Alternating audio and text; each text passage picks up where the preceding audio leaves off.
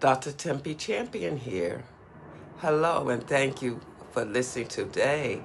I want to talk about why it's so important to have a culturally competent speech language pathologist. Cultural competence means understanding and respecting the diverse backgrounds, languages, and values of people we serve in speech therapy. This is absolutely essential because communication is deeply shaped by culture. A culturally competent speech therapist recognizes that differences in dialect, accent, or communication style are not disorders. For example, a child who speaks AAE or African American English shouldn't be misdiagnosed just because their speech doesn't match the standard expectations. A therapist with cultural awareness knows how to distinguish between a speech difference and a true speech disorder. Additionally, culturally competent therapists build stronger trust and relationships with clients and families.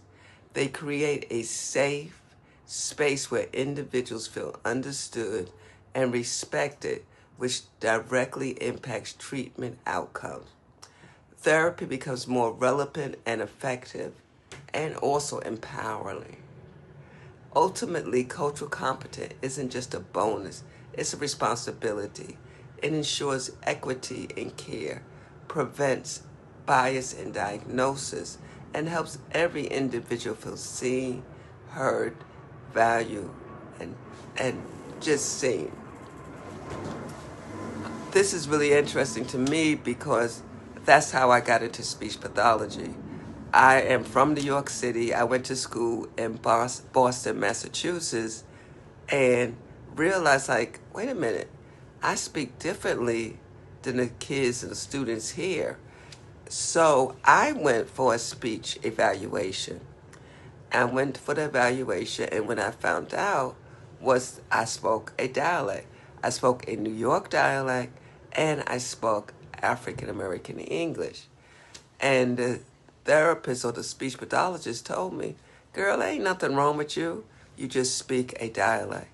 And then I realized, growing up in New York City, that I was discriminated against from my teachers because I spoke a dialect. But the same dialect was okay while I was in church. But why was it different when I went to school? And so this is how I got into the field. So I don't want any child to be discriminated against because of the dialect or their home language that they come to school with. If you want more information, please look at my website. Thank you.